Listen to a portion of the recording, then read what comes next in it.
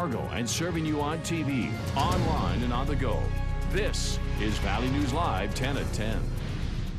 Many people feel that addicts are bad people.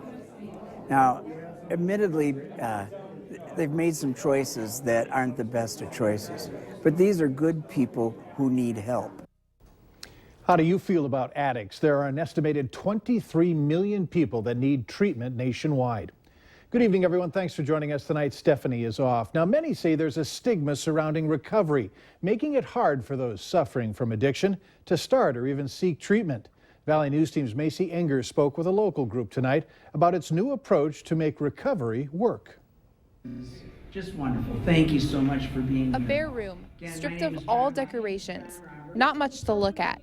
But that's not why this crowd came here. My name is Matt Hoovenen, and I've been in long-term recovery for 18 years. Hoovenen says years ago he used drugs and abused alcohol, went to jail, and became homeless. I burned up all the bridges.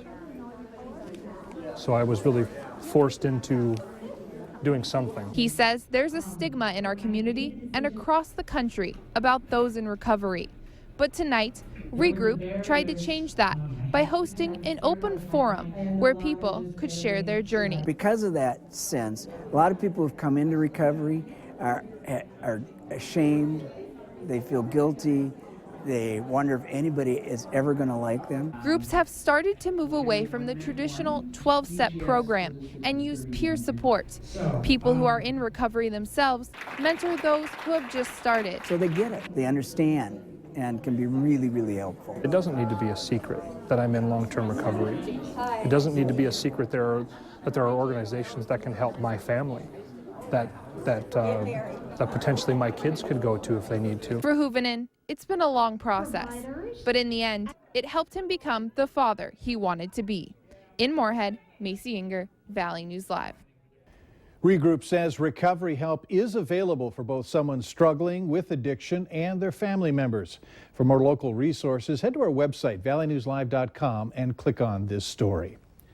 A 9-year-old boy from McLeod, North Dakota is dead after an ATV crash that happened near Grand Forks this morning.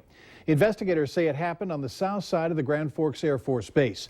The boy was driving a four-wheeler in the area of a construction project where his father was working.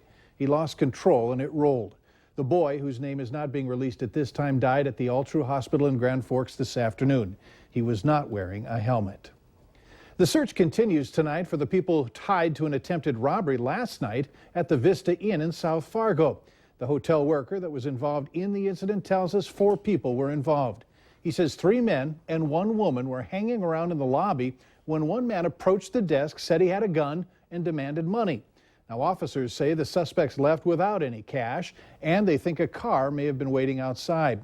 Police described the man who approached the hotel worker as a black man in his late teens or early 20s who was wearing a gray shirt and white shorts.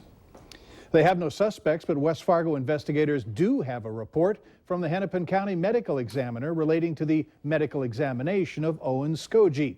He died after being found unresponsive at a West Fargo daycare.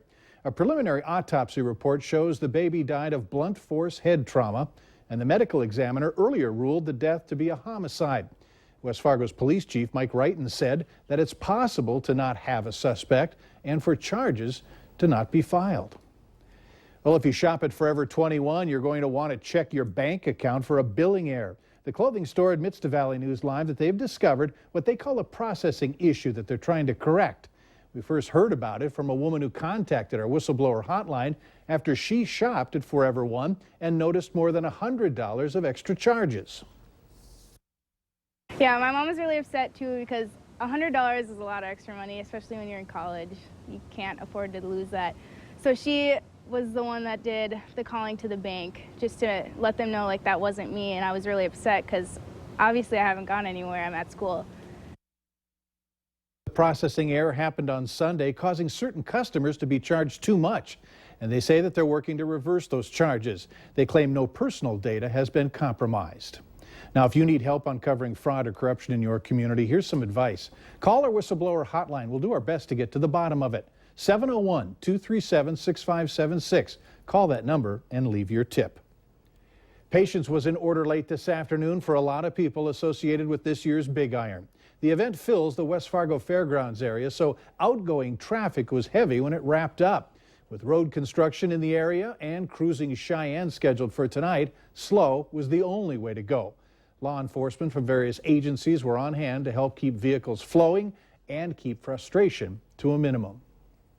Some friendly information tonight for the herd of people heading to the west parking lot of the Fargodome on Saturday for the big game.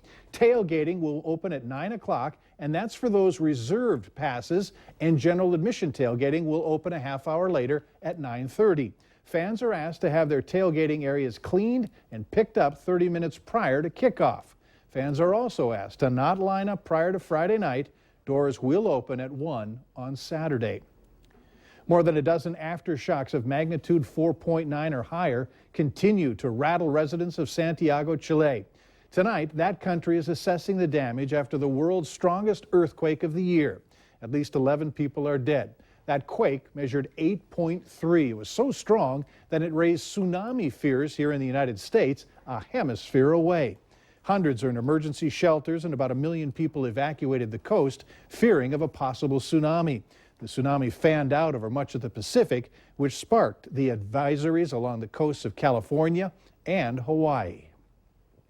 Check this out. 2 grain bins collapsing yesterday near Hannaford, North Dakota. Someone caught them falling at St. Plains Ag Service.